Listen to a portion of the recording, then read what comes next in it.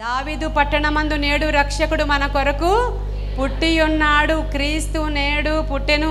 ఇదిగో గాబ్రియేలు దేవదూత చెప్తుంది, మనకు ఒక శిశువు పుట్టాడు, ఆయన ఇమ్మానుయేలు.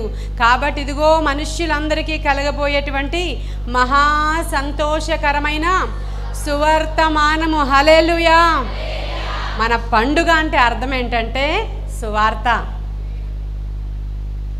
ఈ క్రిస్మస్ పండుగ అంటే సువార్త. అందుకనే మీరు ఎన్ని ఏరియాల్లో మీకు బ్రాంచ్ చర్చెస్ ఉన్నాయో ప్రతి ఏరియాలో ఒక క్రిస్మస్ సెలబ్రేషన్.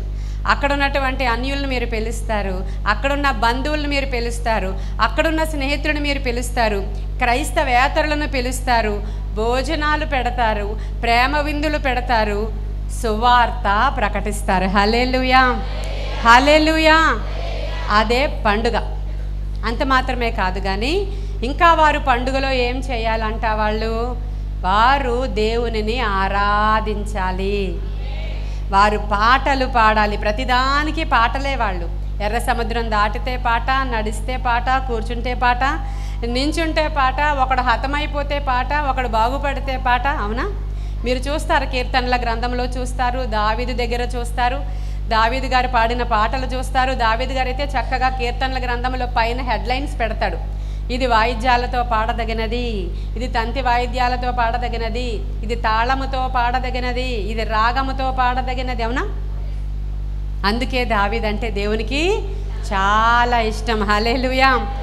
ఆరాధించేవారంటే దేవునికి చాలా ఇష్టము. మనము నూతన నిబంధన భక్తులమైన మనము పెదవులతో కాక ఆత్మతోనూ సత్యముతోనూ ఆరాధించాలి. హల్లెలూయా. కాబట్టి మీరు అందరూ ఆరాధిస్తున్నారు, చాలా బాగుంది. మంచి ఆరాధికులు ఇక్కడ ఉన్నారు, చాలా బాగుంది. మంచి ఆరాధన నడిపించేటువంటి సేవకులు మీకు ఉన్నారు, ఇంకా బాగుంది.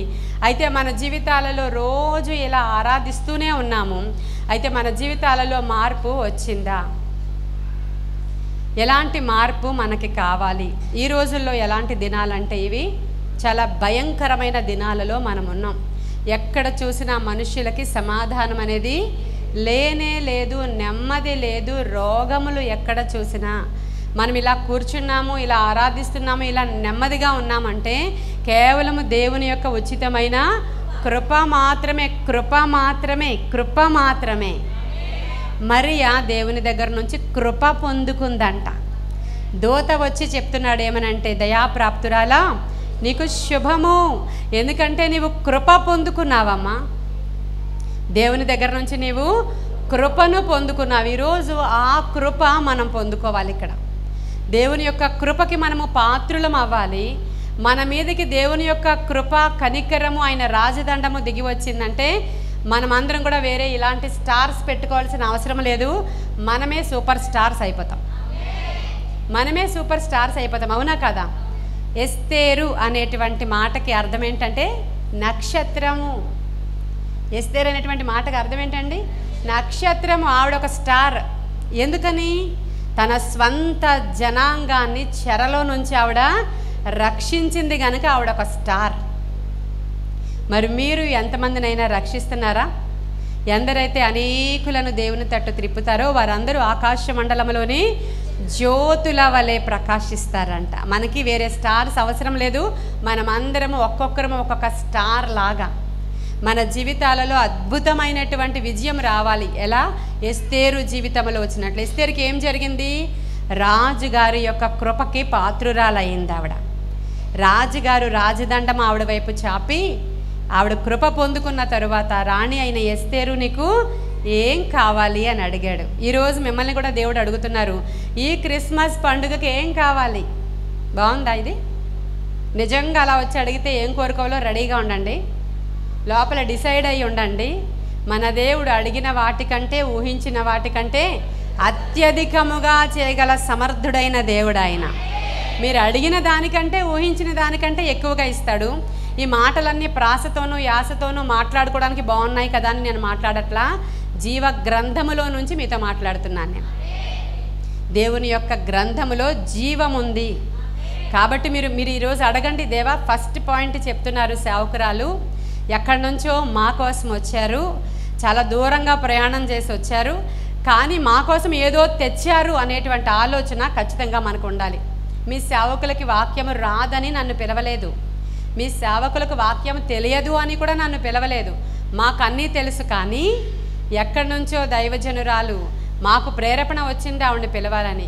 ఆవిడకి ప్రభువు ఏం చెప్పారో, ఆవిడని తీసుకొచ్చినప్పుడు ఆవిడ కూడా ప్రభువు ఏం పంపిస్తారో అదంతా తెచ్చి మేము బ్లెస్సింగ్ పొందుకోవాలన్న ఉద్దేశ్యంతో ప్రేరేపించబడి ఇతర దైవజనుల్ని పిలుస్తూ ఉంటారు. యాక్చువల్గా జరిగేటువంటి కార్యం అది. నేను మీ ఊరికి రావాలా అని ప్రభువుని అడిగి చెప్తానండి అన్నాను. అప్పుడు నేను ప్రార్థన చేసుకున్నప్పుడు ప్రభువు ఏం చూపించారంటే, నీవు వెళ్ళే మార్గం అంతా వెలుగుగా ఉంది, అంతవరకు నువ్వు వెళ్ళొచ్చు అన్నారు. 9 కని రాశారు మీ పాంప్లెట్లో. 9 గంటలకే మీరు అందరూ చాలా గుడ్ గర్ల్స్ ఏమో, 9 గంటలకే వచ్చేస్తారేమో, మారిపోయారేమో మీరు అందరూ అనుకుని నేను కంగారు పడ్డాను. కానీ పాస్టర్ గారు ఏం చెప్తున్నారు, మీరు అందరూ ఆలస్యంగా వచ్చారు. ఈరోజు ఆ నిర్ణయం కూడా తీసుకోండి. మీరు సమయం ఏ సమయము చెప్పారో మా సేవకులు, ఆ సమయానికి మేము ఇక్కడికి వచ్చినప్పుడు ఆ సమయంలో ఒకవేళ కోనేటిలోనికి దూత అప్పుడే వచ్చేస్తాడేమో, ఆ 9 గంటలకే వచ్చేసినప్పుడు అద్భుతాలు జరిగిపోతాయేమో. ఇక్కడ సొలొమోను మందిరం కట్టించినప్పుడు మొదట వారు వచ్చినప్పుడు కొందరే యాజకులు ఉన్నారు. అప్పుడు సొలొమోను రాగానే దేవుని యొక్క ఆ మహిమ దిగి వచ్చినప్పుడు అక్కడున్న యాజకులు ఆ పవర్కి కింద పడిపోయారంట. ఆ తర్వాత ఇంకా చాలామంది యాజకులు తర్వాత వచ్చారు, వాళ్ళు ఆ పవర్ని చూడలేదు, తెలుసా మీకు? కాబట్టి ఈ రోజు నుంచి ఈ పండుగ నిర్ణయాలు కొన్ని తీసుకోవాలి. ఇక్కడ మీరు పస్కా పండుగ ఆచరిస్తూ ఉన్నప్పుడు ఇంత బాగా పండుగలు జరుగుతూ ఉన్నాయి, చక్కని ఆరాధన వాళ్ళు చేస్తూ ఉన్నారు, చక్కగా ఆ రొట్టెలు చేసుకుంటున్నారు, చేదు కూరలు భుజిస్తున్నారు ఇయర్లీ వన్స్. ఆ తర్వాత 3వ నెలలో, అంటే మనకి 3వ నెలలో వాళ్ళకి అక్కడ స్టార్ట్ అవుతుంది పండుగ, అబీబు నెల అంటారు. ఆ 3వ నెలలో ఈ పండుగ అయిపోగానే వెరీ నెక్స్ట్ డే మరలా ఇంకొక పండుగ వచ్చేస్తుంది, అది పులియని రొట్టెల పండుగ అంటారు దాన్ని. అంటే పులిసిన రొట్టెలు తినరు, పులియని రొట్టెల పండుగ. అది కూడా మనకి ఈ 7 పండుగలు కూడా ప్రభువైన యేసుక్రీస్తు ప్రభు వారికి సాదృశ్యంగా ఉన్నాయనే విషయాన్ని మీరు జ్ఞాపకం చేసుకోవాలి.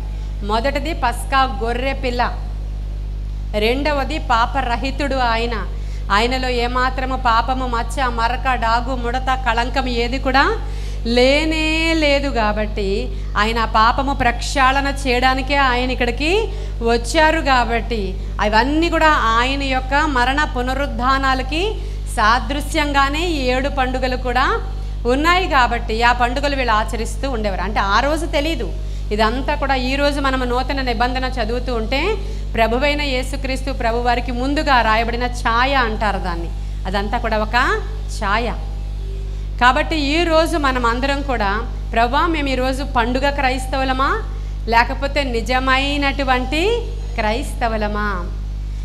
ఈ యొక్క పండుగ నెలలో మేము చాలా డిసెంబర్లో చాలా క్రిస్మస్కి అటెండ్ అయ్యాం, ఇంకా అటెండ్ అవ్వబోతూ ఉన్నాం, ఇంకా అయిపోతుంది క్రిస్మస్ నెల. కాబట్టి మాలో ఎంత మార్పు వచ్చింది, ఈ పండుగలో మేము ఏమేమి నిర్ణయాలు తీసుకున్నాం. ఇలా గనుక మనం తీసుకోకపోతే కొన్ని రోజుల తర్వాత ప్రభువు ఏమంటాడంటే పాస్టర్ గారితో, మీ పండుగ దినాలు నాకు అసహ్యంగా ఉన్నాయి, దాన్ని బ్యాన్ చేయండి అంటాడు ఆయన. అలా జరిగింది ఆమోసు గ్రంథంలో. మీ పండుగ దినాల యొక్క మోత, ఆ యొక్క శబ్దము నాకు చాలా ఇరిటేటింగ్గా ఉంది, మీరు అసలు పండుగలు చేయొద్దు. ద్వితీయోపదేశకాండము 12వ అధ్యాయము 4వ వచనము.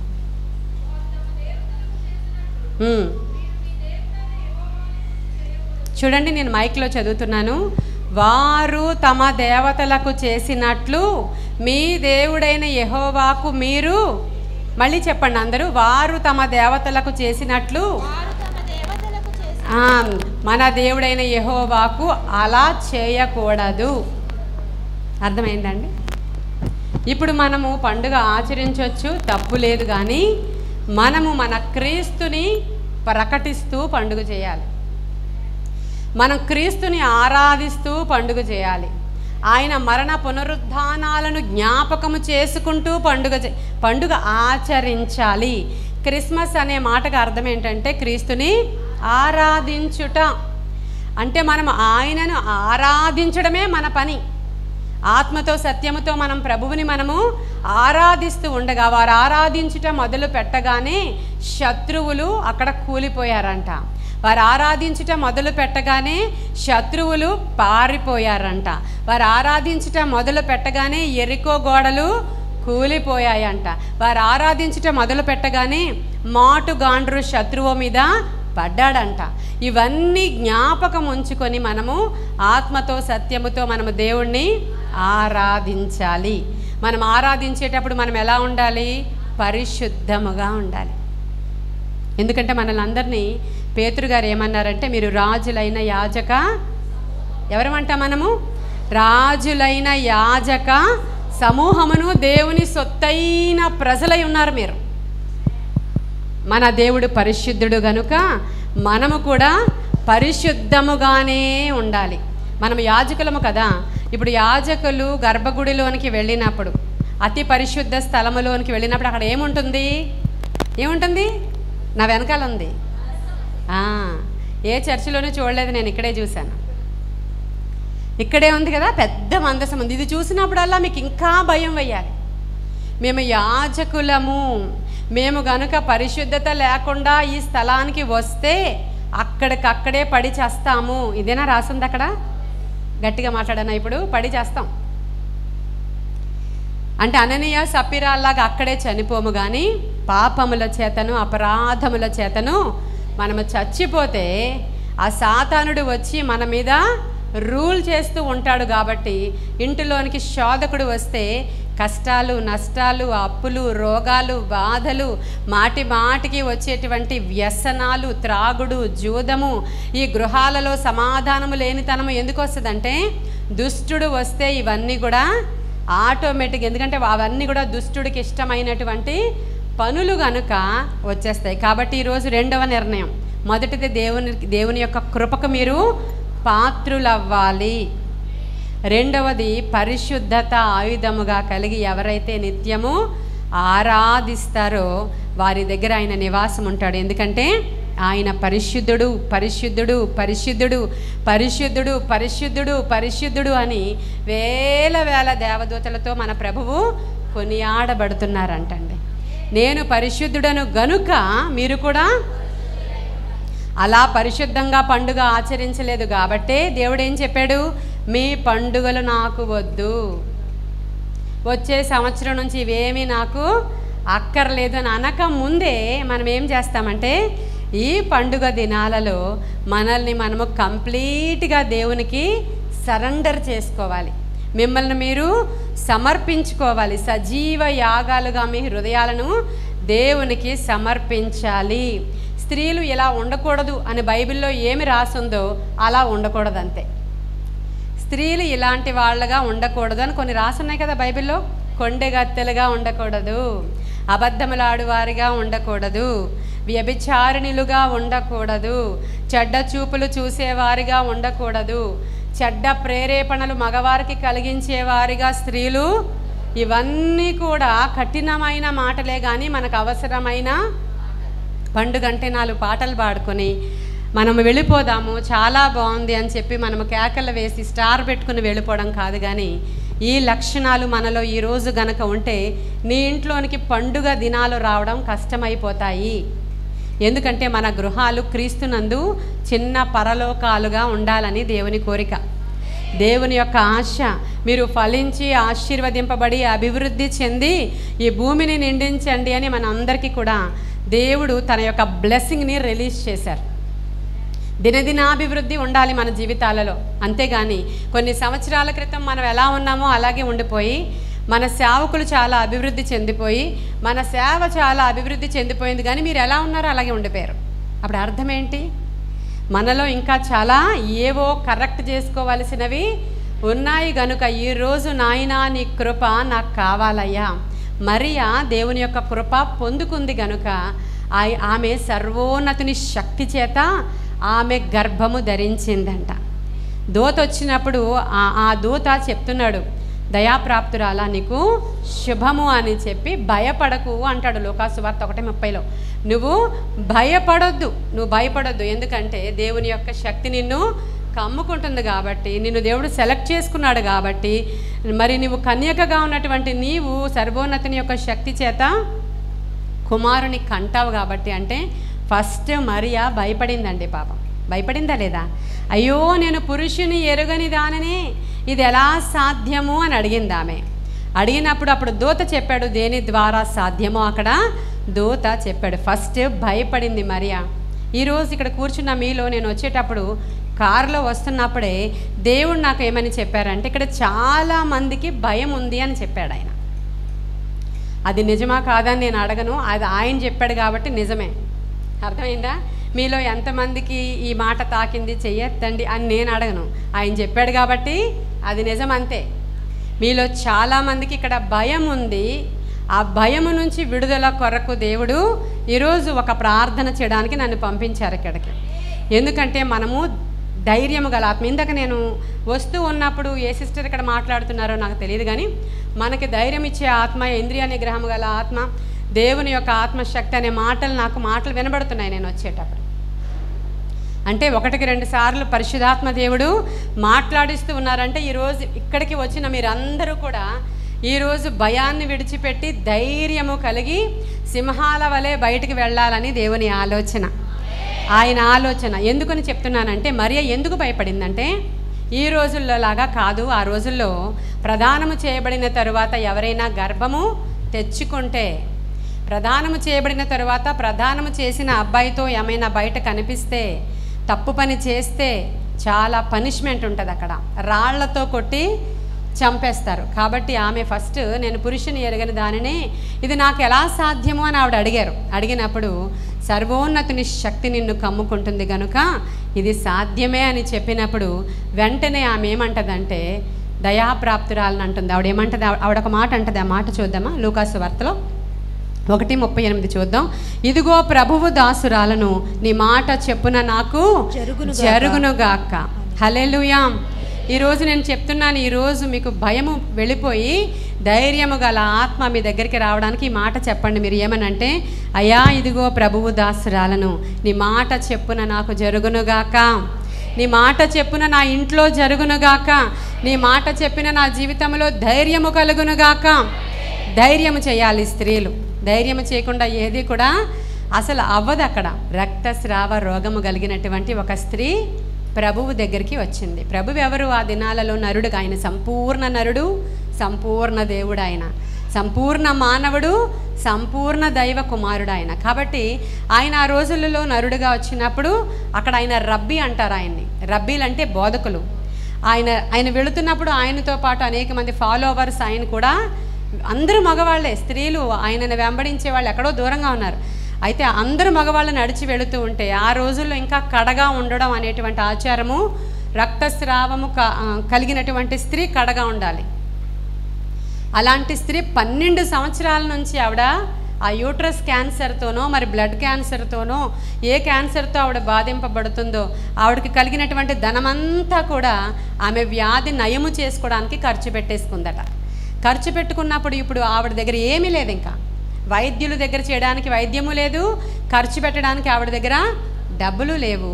నిజముగానే ఆవిడకి పరిశుద్ధాత్మ ప్రేరణ కలిగి ఉంటుంది. లేకపోతే ప్రభువు దగ్గరికి వచ్చి ఆయన వస్త్రపు చెంగు ముట్టుకోవాలని ఆవిడకి బయలుపరిచింది ఎవరు? ఇలాంటి పాస్టర్స్ ఎవరు లేరు ఆ రోజుల్లో. ఇంత బోధలు లేవు ఆ రోజుల్లో. ఇంత అంటే ధర్మశాస్త్రం ప్రతి ఇంట్లో 4-5 బైబిల్స్ లేవు ఆ రోజుల్లో. కాబట్టి ఆవిడకి ఎలా తెలిసింది? ఆవిడ దేవుని ఆత్మచేత బహుశా ప్రేరేపించబడి అసలు ఆ రబ్బీని ముట్టుకోవాలంటే చాలా ధైర్యం కావాలి. ఇప్పుడు ధైర్యం గురించి మాట్లాడుతున్నాను మీతో నేను. ఈరోజు భయము అంటే మనం అంటే భయపడకండి అని దేవుడు చెప్పాడు. 366 సార్లు రాసింది బైబిల్లో. అసలు దేనికి భయపడకండి అంటే పులొచ్చి ఎదురుగా నుంచుంటే అక్కడే నుంచుని నాకు భయం లేదంటే అవుతుందా? పారిపోవాలి కదా. దేవుడికి భయపడాలి, వేరే దానికి భయపడకూడదు అని అర్థం ఇక్కడ. అలాంటి సందర్భాలలో ఏమన్నా శత్రువు వస్తే పారిపోవాలి, శత్రువు వస్తే ఎదిరించాలి, వీటిల్లో ఏదో ఒకటి చేయాలి, అవునా కదా? కానీ నాకు అస్సలు భయం లేదు, ఈరోజు భయపడొద్దని చెప్పారు వైజాగ్ నుంచి వచ్చిన పాస్టమ్మ గారు, కాబట్టి నేను ఎక్కడే నుంచి ఉంటాను, అదేదో కరోనా వాళ్ళ తాత వచ్చినా నాకు భయం లేదంటే అవ్వదు. అది మనం మనుషులము కాబట్టి మనము జాగ్రత్తలు తీసుకోవాలి, భయపడాలి, దేవునికి భయపడాలి, మళ్ళా దేవుని అందే మనము ధైర్యము తెచ్చుకోవాలి. ఇప్పుడు ఈ స్త్రీ చాలా ధైర్యం చేసింది. చాలా ధైర్యం చేసి ఆవిడ వెళ్ళి ఏం చేసింది? వస్త్రపు చెంగుని ముట్టుకోగానే ఆవిడ స్వస్థపరచబడింది. ఆవిడ స్వస్థత రావడానికి ఆవిడకి ధైర్యమే కారణం. ఈరోజు నమ్మండి మీరు, ఈరోజు ఎవరైనా ఈ స్థలంలో ఉన్నవారు కుదరని రోగముతో కానీ, రోగాలతో కానీ, ఇళ్లల్లో కానీ, మీకు తెలిసిన వాళ్ళు కానీ ఎవరైనా ఉన్నా మీరు వెళ్ళి ధైర్యం చెప్పండి. మన దేవుడు తప్పక స్వస్థపరచడానికి సమర్థుడు. హల్లెలూయా. మీ గృహాలలో కూడా దేవుడు స్వస్థత, ఆర్థిక, ఆత్మీయ, శారీరక, మానసిక స్వస్థత, అదే కదా శుభవార్త. క్రీస్తు మన కోసం వచ్చారు. ఎందుకంటే మన శాపాన్ని విరగ్గొట్టడానికి, మన యొక్క పాపాలను తీసివేయడానికి. బహుశా ఇప్పటి వరకు నువ్వు ఎలా ఉన్నా కూడా ఈ రోజు నుంచి నూతనమైనటువంటి ఆయన కృపను నీ మీద కృమ్మరించడానికి. కృప అంటే అర్థం ఏంటంటే అర్హత లేని వానికి అర్హత కలిగించేదే కృప. ఇప్పుడు మనం పాపం చేసాం, తప్పు చేసాం, నిర్లక్ష్యం చేసాం, ఇక రకరకాలుగా ఉన్నాం మనం. కానీ ఈరోజు ఆయన అంటున్నాడు, అయినా నేను నీకు కృపిస్తాను ఈరోజు, అయినా ఈరోజు పరిశుద్ధత తీసుకుని వెళతావు ఇక్కడి నుంచి, అయినా ఈరోజు ధైర్యపరిచే ఆత్మ మీ ఇంట్లోనికి వస్తుంది, నువ్వెంత మాత్రం భయపడకు అని చెప్తున్నాడు ఆయన. మరియా మనకి ముందుగా మాదిరి. ఆవిడ రాళ్లతో కొట్టి చంపుతారని భయపడలేదు. ఆవిడ ఏమంది? నీ యొక్క చిత్తము చెప్పున నాకు. ఎంత ధైర్యం కావాలి ఈరోజు జ్ఞాపకం చేసుకోండి. మనలో అనేక మంది దేవుడు పెట్టినటువంటి పరీక్షల గుండా వెళుతూ ఉంటాం. పరీక్షల గుండా వెళుతున్నప్పుడు ఇది దేవా నేను నీతిగా ఉన్నాను, దేవునిలో ఉన్నాను, అయినా నాకు ఇంట్లోకి శోధన వచ్చింది, అప్పు వచ్చింది, వ్యసనం వచ్చింది, బాధ వచ్చింది, ఈ పక్కింటి వాళ్ళు ఏమనుకుంటారో, వెనకింటి వాళ్ళు ఏమనుకుంటారో, ఎదురింటి వాళ్ళు ఏమనుకుంటారో, మా బంధువులు ఏమనుకుంటారో, మా చుట్టాలు ఏమనుకుంటారో, ఇదే భయం అందరికీ. వాళ్ళ భయం ఏంటంటే ఇది మన దేవుడు ఎట్టివాడో మనకు తెలుసు, కానీ వీళ్ళు ఏమనుకుంటారో అనేటువంటి భయం మనకుందే. అప్పుడు మనము కార్యాన్ని చూడలేము. నీవు నీతిగా వెళుతున్నట్లయితే నీకు వచ్చినటువంటి శ్రమలు దేవుని నామానికి మహిమ తేవడానికే తప్ప నిన్ను నశింపచేయడానికి కాదు. ఈరోజు ఇది జ్ఞాపకము చేసుకొని మరి ఆ రోజు సమాజంలో రాళ్లతో కొట్టి చంపేటువంటి, మరి ఆ క్యారెక్టర్ మీద వేసేటువంటి ఆ మచ్చ, అసలు కొట్టి చంపి ఈమె ఒక వేశ్య అంటారు, అలాంటి దానికి కూడా భయపడకుండా ధైర్యము చేయబట్టి లోక రక్షకునికి జన్మ ఇచ్చింది ఆమె. హల్లెలూయా. కాబట్టి ఆవిడొచ్చి ఈరోజు మనతో మాట్లాడుతున్నారు, మీరు దేనికి భయపడకండి, ధైర్యముగా ఉండండి, ఎందుకంటే ఆయన మన మధ్యలోనే ఉన్నాడు. హల్లెలూయా. మనం అనాథలము కాదు. ఆయన వెళ్ళి ఆయన ఆత్మను మన మధ్యలోనికి పంపించారు. ఆయన మనల్ని సర్వసత్యములోనికి నడిపిస్తారు. ఆయన మనకి మాట్లాడుతున్న మాట, మీరు అనాథలు కారు. ఈరోజు ఈ మాట చెప్పున మీరు ధైర్యం తెచ్చుకోవాలని ఆశపడుతున్నాను. అబీగయీలు ఉందా? ఎక్కడుంది ఆవిడ? సమూయేలు గ్రంథంలో ఉంది. అబీగయీలు ఏం చేసింది అక్కడ? ఆ ఇంటి మీదకి ఒక ఉగ్రత వచ్చింది. దావీదు అనేటువంటి వీరుడు, శూరుడు, ఆయన గొల్యాతును చంపినవాడు. అసలు తలుచుకున్నాడంటే ఊరినే లేపేస్తాడు ఆయన, అవునా కదా? ఆయన కెపాసిటీ అది. తలుచుకున్నాడు అంటే గొల్యాతే ఆగలేకపోయాడు. అటువంటి ఆయన చెప్తున్నాడు, ఈ యొక్క నాబాలు నీ ఇంట్లో ఒక్క మగవాడు లేకుండా రేపొచ్చి అందరినీ వేసేస్తానని చెప్పాడు. అలాంటి సందర్భంలో ఆ నాబాలు భార్య ధైర్యము తెచ్చుకొని దేవుని ఆత్మచేత ప్రేరేపించబడి ఆమె ఒంటరిగా పనివాళ్లను తీసుకొని దావీదు అడిగిన దానికంటే ఎక్కువ ఆహార పదార్థాలను తీసుకొని అవన్నీ వండించుకొని తెల్లవారుజామున బయలుదేరి ఒంటరిగా వెళ్ళిపోయిందండి ఆవిడ. అసలు అక్కడ ఉన్న వాళ్ళందరూ మగవాళ్ళు, వాళ్ళందరూ యుద్ధంలో ఉన్నవాళ్ళు, వాళ్ళందరూ ఎలుగుబంటులు లాంటి వాళ్ళట. అర్థమవుతుందా? దావీదు వెనకాల ఉన్నవాళ్ళు పిల్లలను కోల్పోయిన ఎలుగుబంటులు లాంటి వాళ్ళంట. అంటే అంత పౌరుషంగా ఉంటారు వాళ్ళు. అలాంటిది దావీదుని తిట్టిన ఇంట్లో నుంచి ఒక లేడీ రావాలి అక్కడికి. వాడెవడు? యెషై కుమారుడు ఎవడు? యజమానుడి దగ్గర నుంచి పారిపోయినోడు ఎవడు? వాడికి ఎందుకు నేను మాంసం ఇవ్వాలని వాళ్ళ ఆయన తిట్టాడు, అవునా? అలాంటి తిట్లు వచ్చిన ఇంట్లో నుంచి ఇప్పుడు ధైర్యంగా మళ్ళీ ఆయన దగ్గరికి వెళుతుంది. దానికి ధైర్యం కావాలంటారా? కావాలి కదా.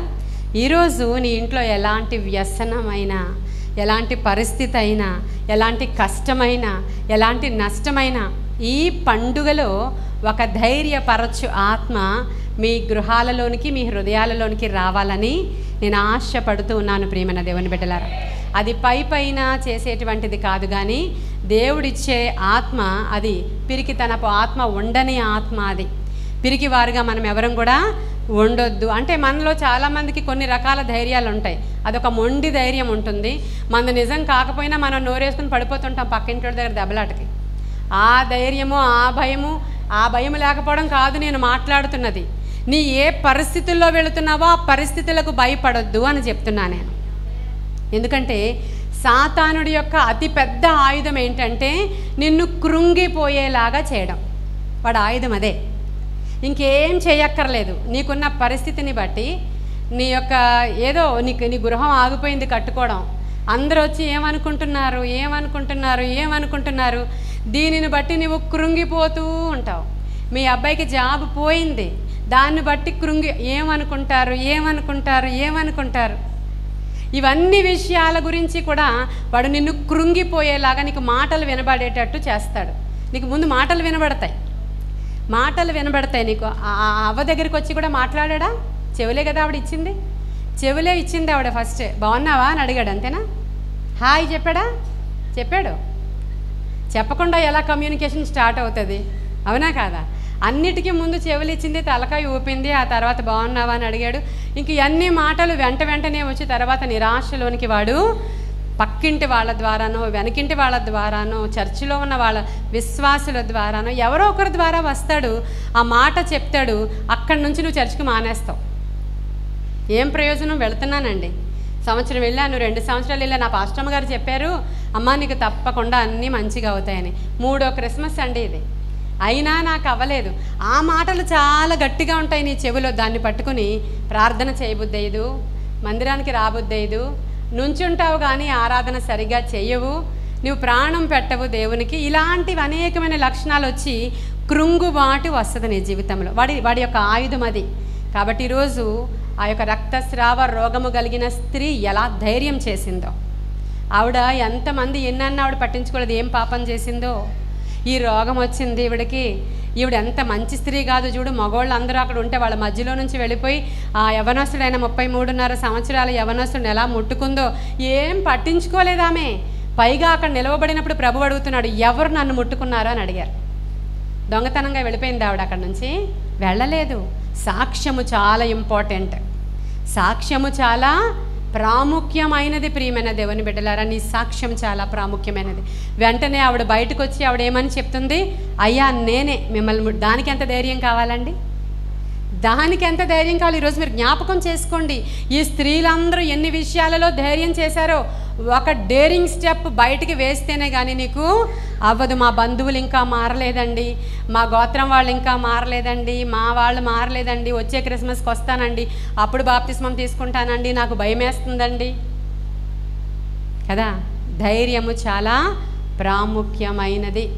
కాబట్టి ఈరోజు 3వదిగా మీరు ధైర్యము తెచ్చుకోవాలని నేను ఆశపడుతూ ఉన్నాను. వచ్చిందా ధైర్యం? ఇది అడుగుతాను, చెప్పండి, చేతులు ఎత్తండి. ధైర్యం వచ్చిందా?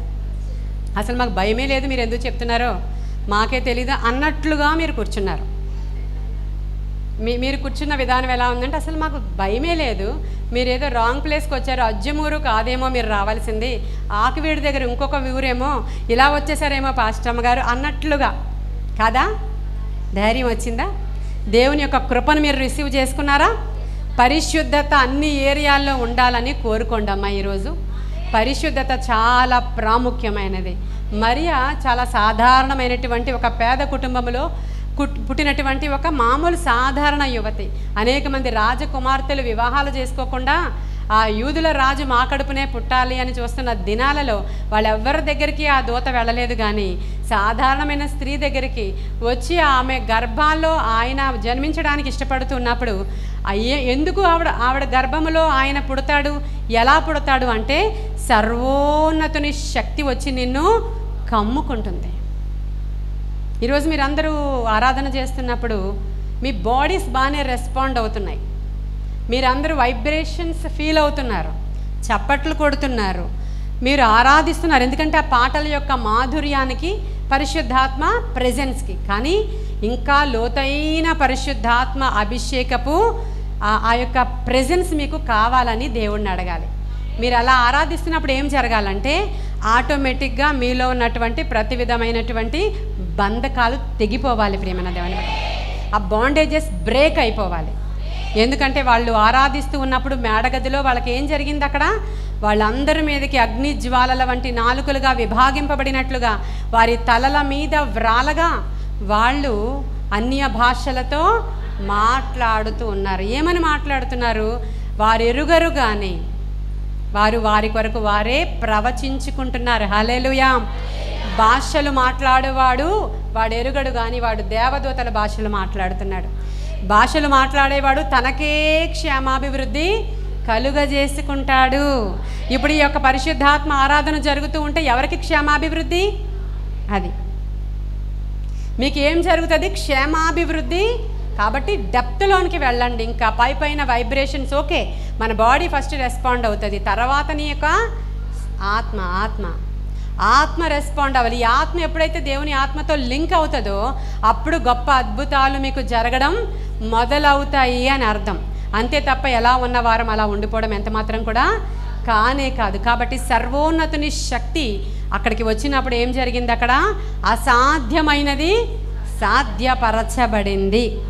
ఇప్పుడు ఆరాధనలో సర్వోన్నతుని యొక్క శక్తి మీ గృహాలలోనికి వస్తే అసాధ్యమైనది సాధ్యము అవుతుంది. కాబట్టి ఈరోజు ఒక మంచి నిర్ణయం మీరు తీసుకోవాలి. అయితే ఈరోజు మేమేమి నిర్ణయం తీసుకుని ఇక్కడ నుంచి వెళ్ళాలి? పాస్టర్ అమ్మగారు నిజమే, అబీగయల్ని చూపించారు మీరు, మరియను చూపించారు మీరు, రక్తస్రావ రోగము కలిగిన స్త్రీని చూపించారు. ఇక ఇందాకే చెప్పాను సూపర్ స్టార్ గురించి. ఎవరావిడ? ఆవిడ సూపర్ స్టారా? ఇవన్నీ మనకి సంబంధించినవే, కానీ ఈ లోకస్తులు వాటిని తగిలించుకున్నారు. యాక్చువల్గా దేవుడు చెప్పాడు, ఎందరైతే దేవుని తట్టు అనేకులను తిప్పుతారో వారందరూ సూపర్ స్టార్స్ అని చెప్పాడు ఆయన. హల్లెలూయా. ఆ నక్షత్రాలే కదా ఆ జ్ఞానులను నడిపించుకొని తీసుకుని వెళ్ళింది, అవునా కదా? ఇక్కడ కూర్చున్న మనల్ని అందరినీ స్టార్స్ లాగా చేయాలని ఈరోజు ఆయన ఆశపడుతూ ఉన్నాడు. ఆయన మిమ్మల్ని అందరినీ కూడా నక్షత్రాల వలె నేను చూడాలని చెయ్యాలని ఆశపడుతున్నాను. మీరందరూ ఏం చేయాలి? మీ సాక్ష్యము ప్రకటించాలి. ఎస్తేరు వలె ప్రకాశించాలి అని అంటే మీ మీరు సాక్షులుగా ఉండాలంటే మీ బంధకాలు తెగాలి కదా. మీరు సాక్షులుగా మారాలంటే మీ ఇంట్లో అద్భుతం జరగాలి కదా. మీరు సాక్షులుగా మారాలంటే మీ ఇంట్లో ఒక గ్రేట్ వండర్స్ జరగాలి కదా. ఒక గొప్ప గొప్ప విషయాలు జరిగితే కదా మీరు సాక్షులు అవుతారు. మీరు సాక్షులు అయితే కదా అనేకులు మీ సాక్ష్యాన్ని వింటారు. అప్పుడు అనేకులు మీ తట్టు ఆకర్షింపబడితే కదా మీరు స్టార్స్ అవుతారు. కాబట్టి యేసుక్రీస్తు ప్రభు వారి వంశావళిలో చాలామంది స్త్రీలు ఉన్నారు, మనందరికీ తెలిసిందే. చాలామంది స్త్రీలు ఉన్నారు. వాళ్ళల్లో ఈ యొక్క బైబిల్ గ్రంథంలో ఆవిడ పేరు మీదే ఒక పుస్తకం రాయబడినటువంటి ఒక ఆవిడ Ruth. Hallelujah, God bless you. Ruth ఉంది కదా, ఉన్నారు ఆవిడ ఒక మంచి నిర్ణయం తీసుకుంది కనుకన ఆవిడేమైంది? అక్కడ యేసుక్రీస్తు ప్రభు వారి వంశావళిలోనికి చేర్చబడిపోయి ఆవిడ పేరు మీద పుస్తకం, మన పేరు మీద పుస్తకాలు ఉండక్కర్లేదు కానీ జీవ గ్రంథం అనే పుస్తకంలో మన పేరుంటే చాలు, అవునా? పుస్తకాలు ఉన్నా మంచిదే, రాసుకోండి, నో ప్రాబ్లం. పుస్తకం లేకపోయినా సరే జీవ గ్రంథములో నీ పేరు నా పేరు ఉంటే అది చాలా సంతోషం. హల్లెలూయా, చాలా సంతోషం. నయోమి గారికి 2 కోడళ్ళు ఉన్నారు, మీ అందరికీ తెలిసిన కథ ఇది. ఇద్దరికి భర్తలు చనిపోయారు. ఇద్దరు వాళ్ళ అమ్మగారింటికి వెళ్ళిపోలేదు. ఎక్కడ ఉండిపోయారు? అత్తగారింట్లోనే ఉండిపోయారు. ఇద్దరు సమానంగానే ఉండిపోయారు. ఇద్దరు సమానంగానే అత్తను ప్రేమిస్తున్నారు. వాళ్ళు మోయాబు స్త్రీలు. ఈమె మోయాబీయురాలు కాదు నయోమి. భర్తలుంటే ఉంటారు కానీ అసలు అత్త మోయాబీయురాలు కాదు. కాబట్టి తల్లి ఊరు అదే కాబట్టి వాళ్ళ అమ్మగారింటికి వెళ్ళిపోవచ్చు. ఆ రోజుల్లో బహుభార్యత్వం బహుభర్తత్వం ఉంది. అంటే భర్త చనిపోతే మళ్ళీ ఇంకొకరిని పెళ్లి చేసేసుకోవచ్చు. అసలు ఏ ప్రాబ్లం లేదు, ఏ కోర్టుకి వెళ్ళక్కర్లేదు, వాళ్ళు పెళ్లి చేసేసుకోవచ్చు. అలాంటిది ఎందుకు వెళ్ళలేదు మరి వాళ్ళిద్దరూ? ఆలోచించారా? వాళ్ళిద్దరూ కూడా మళ్ళీ వాళ్ళ తల్లిగారి ఇంటికి వెళ్ళిపోయి మళ్ళీ పెళ్లి చేసుకోవాలన్న ఆలోచన వాళ్ళకి రాలేదు. అత్తగారి దగ్గర ఇద్దరు మంచివాళ్లే. ప్రియమైన దేవుని బిడ్డలారా, క్రైస్తవులందరూ మంచివాళ్ళమే. మనం అందరం క్రీస్తుని ఎవరైతే అంగీకరించారో వారందరూ మంచివాళ్ళమే. కానీ 2 గుంపులు ఉంటాయి. చెప్పండి. బుద్ధి లేని వాళ్ళు, ఇది కఠినంగా ఉందా మీకు? లేదు కదా. బుద్ధి లేని వాళ్ళు, బుద్ధి ఉన్నవాళ్ళు, అందరూ మంచివాళ్ళమే. కానీ 2 గుంపులు. ఇక్కడ ఇద్దరూ మంచివాళ్లే. ఇద్దరూ అత్తను విడిచిపెట్టి వెళ్ళలేదు. కొంతకాలం ఆమెతో ఉన్నారు, కొంతకాలం ముగ్గురు కలిసే ఉంటున్నారు. ఒకరోజు నయోమికి ఒక వార్త వచ్చింది, స్వంత దేశంలో పంటలు బాగా పండుతున్నాయి, బెత్లెహేము రొట్టెల గృహములో మరలా దేవుడు ఆశీర్వదించాడు. ఈ వార్త విని చెప్తుంది, నేను నా స్వంత దేశానికి వెళ్ళిపోతాను, మీరిద్దరు మీ తల్లి గృహాలకు వెళ్ళిపోయి మరలా మీరు యవ్వనస్తులు కాబట్టి వివాహాలు చేసుకొని మంచిగా సెటిల్ అవ్వండమ్మని ఇద్దరికీ ఒకేలాగా చెప్పింది. ఇద్దరు ఒకేలాగా ఉన్నారు, ఇద్దరు ఒకేలాగా అత్తని ప్రేమిస్తున్నారు, ఇద్దరు ఒకేలా చెప్పారు, లేదు లేదు నిన్నే వెంబడిస్తామని కొంతవరకు ఇద్దరు వచ్చారు. ఇద్దరు ఒకేలా ఉన్నారు ప్రియమైన దేవుని బిడ్డలారా, ఇద్దరు ఒకేలా ఉన్నారు. వచ్చిన తర్వాత ఇద్దరు ఏడుస్తున్నారు. అత్తగారు ఆవిడని పట్టుకుని ఇద్దరు ఏడుస్తున్నారు. మళ్ళీ ఆ తర్వాత ఆమె చెప్పింది, లేదు లేదు మీరు వెళ్ళిపోండి, మీరు వెళ్ళిపోయి మరలా వేరే వివాహం మీరు చేసుకోండి, నేను మా సొంత ప్లేస్కి నేను వెళ్ళిపోతాను, ఇక్కడ నేను ఏం పొందుకున్నాను కనుక నా జీవితం మారా అయిపోయింది, నేను వెళ్ళిపోతానని చెప్పినప్పుడు అప్పుడు పెద్ద ఆవిడ అప్పటికప్పుడు అసలు మంచిదే మీరు వింటున్నారా, ఆమె ఏడ్చింది, ఆమె అత్తతో ఉంది, ఆమె అత్తను ప్రేమించింది, ఆమె వెనక్కి వెళ్ళిపోలేదు, భర్త చనిపోగానే ఇంకొకరిని చేసుకోవాలన్న ఆలోచన ఆవిడకు కూడా పాపం రాలేదు. ఆమె మంచిదే, ఈమె మంచిదే, జాగ్రత్తగా గమనించండి. కానీ ఎక్కడ తేడా జరిగిందంటే నిర్ణయము తీసుకోవడంలో తేడా జరిగింది. ఈరోజు మీరు ఓర్పాలాగే వెళ్ళిపోతారో, రూతులాగే వెళ్ళిపోతారో, ఒక నిర్ణయం తీసుకుని వెళ్ళిపోండి చాలు. కాబట్టి ఒక నిర్ణయం మంచిగా తీసుకోవాలి. ఈరోజు మీరు అక్కడికక్కడ ఒక నిర్ణయం తీసుకుంది. ఓర్ప వాళ్ళ అత్తగారిని ముద్దు పెట్టుకొని ఏడ్చి, అత్తే కదా వెళ్ళిపోమంది, రూతు కూడా వెనకాల వచ్చేస్తుంది అనుకుంది ఆవిడ. అర్థమవుతుందా? అందరూ ఏం చేస్తే అదే చేస్తుంటాం మనకు గుర్తుందా? అందరూ గట్టిగా అరిచి చెప్తారు. ఒక ప్లేస్కి నేను మీటింగ్కి వెళ్ళా, ఇంతమందే ఉన్నారు.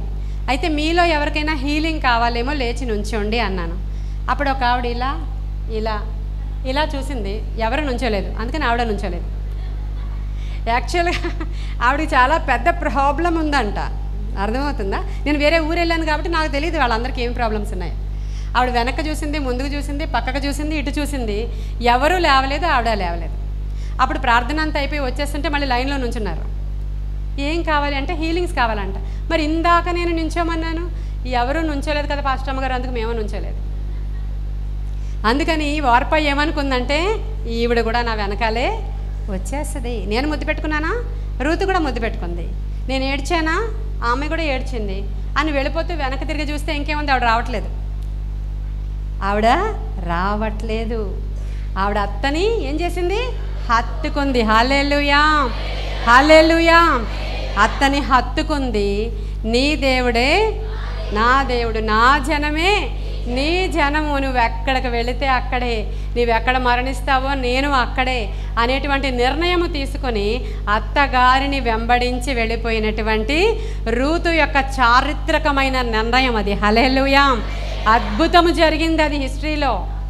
ఆమె వెళ్ళడం ద్వారా భూస్వామి, ఆసామి, యవనస్తుడు, అందగాడు, ఆయన ఆస్తిపరుడు అయినటువంటి యేసుక్రీస్తు ప్రభు వారికి సాదృశ్యంగా ఉన్నటువంటి బోయజు అనేటువంటి ధనవంతుడు రూతు గారిని పెళ్లి చేసుకున్నాడు. ఒక సింగిల్ నిర్ణయము. ఆవిడ నిర్ణయం తీసుకోవడానికి ఏ స్వార్థం లేదు, అదొకటి జ్ఞాపకం చేసుకోండి. ఈరోజు మీరు ఒక నిర్ణయం తీసుకోవాలంటే బోల్డ్ అన్ని బెనిఫిట్స్ వెనకాల చూపించాలి. నేను మీరు తీసుకుంటే ఇది జరుగుద్ది, ఇది జరుగుద్ది, ఇది జరుగుద్ది, ఇది జరుగుద్ది అంటే అయితే లేచి నుంచుంటాం అంటారు. అక్కడ ఆవిడకి ఏ బెనిఫిట్స్ చెప్పలేదు. అక్కడ జగనన్న బెనిఫిట్స్ ఏమీ లేవు, అక్కడ ఏమీ లేవు. అక్కడికి వెళితే యవ్వనస్తులు ఈమెను పెళ్లి చేసుకోరు. ఎందుకంటే ఇజ్రాయేలీలు మోయాబీయులను కానీ, అమ్మోనీయులను కానీ, మిద్యానీయులను కానీ, లేకపోతే ఇంకొకరిని కానీ 10 తరాల వరకు పెళ్లి చేసుకోవడానికి వీలు లేదు. కాబట్టి ఏ హోప్ కూడా లేదు ఆవిడకి. అసలు అక్కడికి వెళితే కొంచెం మంది కుర్రోళ్ళు ఉంటారేమో, నేను కొంచెం అందంగానే ఉన్నాను కాబట్టి వచ్చి చేసుకుంటే అస్సలు లేదు. విధవరాలులాగే ఉండిపోవాలి అక్కడ. లేదంటే ఈ నయోమికి ఇంకా పిల్లలు పుడితే చేసుకోవాలి. అక్కడ 2 ఆప్షన్స్ ఆవిడకి లేవు. నిస్వార్థంగా అత్తను ప్రేమించి వెంబడించింది. ఇప్పుడు ఈరోజు కూర్చున్న మీరందరూ నిస్వార్థంగా యేసయ్యని ప్రేమించి ఆయనని ఆరాధిస్తే అదే పండుగ. హల్లెలూయా. ఆ పండుగలో మీరు బలం పొందుకుంటారు, మీరు శక్తిని పొందుకుంటారు. ఆయన శక్తి మీ మీదకి దిగి వచ్చినప్పుడు మీరు బలం పొందుకుంటారు, విడుదల కలుగుతుంది, విజయము వస్తుంది ఆయనలో. అప్పుడు మీరు ఆర్భటిస్తారు. హల్లెలూయా. అలా రూతు జీవితంలో ఆ ఒక్క నిర్ణయము అద్భుతం చేసేసింది ఆవిడకి. కాబట్టి ఒక్క మీటింగ్ మీ జీవితంలో మార్పు తెచ్చేయాలి. ఇప్పటికి మీరు కొన్ని 100 మీటింగ్స్ చూసి ఉండొచ్చు గాక, ఈ మీటింగ్ సెపరేట్ అంతే. ఈ మీటింగ్లో దేవుడు నాతో మాట్లాడాడు అంతే. ఈ మీటింగ్లో దేవుని కృపకు నేను పాత్రురాలను అయ్యానంతే. ఈ మీటింగ్లో నేను స్టార్ని అయిపోయానంతే. ఓవర్ నైట్ జరిగిపోతూ ఉంటాయి కొన్ని కార్యాలు. ఇది ఓవర్ మార్నింగ్ అయిపోయింది మీకు. ఇది మీరు బయటికి వెళ్ళాక మీ ముఖాలు ఇలా బ్రైట్గా ప్రకాశిస్తూ ఉంటాయి. అప్పుడు అడుగుతారు అందరూ, ఏంటి నువ్వు ఎంత ప్రకాశమానంగా ఉన్నావు? నాలో యేసు ఉన్నాడు, భయమే లేదు, ఎప్పుడు సంతోషమే అని పాడతావు అన్నమాట నువ్వు. శుద్ధీకరించున్ శుద్ధీకరించున్ యేసు నీ రక్తములో శుద్ధీకరించున్, నాలో యేసు ఉన్నాడు, భయమే లేదు. కాబట్టి ఈరోజు ఒక నిర్ణయం తీసుకుందాం. ఏ లాభము అపేక్షించని నిర్ణయం, స్వార్థము లేని యేసయ్య అది చేస్తేనే నేను వస్తా, అప్పు తీరిస్తేనే నేను మారుతా, వ్యాధి పోగొడితేనే ప్రార్థనకు వస్తా, నా కొడుకేది మారలేదు నేను ఎందుకు వస్తాను, వెళ్ళిరా ప్రార్థనకి ఆ నాన్నను. ఈరోజు నా ప్రాణం ఆయనే, నేను బ్రతికున్నంత కాలము ఆయన మందిరాన్ని ప్రేమిస్తాను, బ్రతికున్నంత కాలము నా ప్రభువుని ఆరాధిస్తాను, నా ప్రాణం ఉన్నంత వరకు ప్రభువుని ప్రేమిస్తాను. అన్న అనేటువంటి స్త్రీ, ఆవిడ 7 ఏళ్లే భర్తతో కాపురం చేసి 84 సంవత్సరాలు విధవరాలుగా ఉండిపోయిన ఆవిడ ఎంత మంచి సాక్ష్యము పొందుకొని ప్రభువు వారిని చూసి ఎంత చక్కని ప్రవచనం చెప్పిందో. 84 సంవత్సరాలు ఉపవాసముతో ఏ విధమైన లాభము కానీ స్వార్థము కానీ ఏం కోరుకోలేదు ఆవిడ. ఏ స్వార్థము లేదు ఆవిడకి. ఆవిడ ప్రవక్త్రి, అవునా కాదా? దేవుని కొరకు ప్రవచించే వారందరూ ప్రవక్త్రిలే, దేవుని కొరకు సువార్త ప్రకటించే వారందరూ దేవుని సేవకులే, ఆయన యొక్క సువార్తను మోసుకుపోయే వారందరూ కూడా దేవుని యొక్క సంబంధికులే. ప్రతిరోజు క్రిస్మసే మనకి. హల్లెలూయా.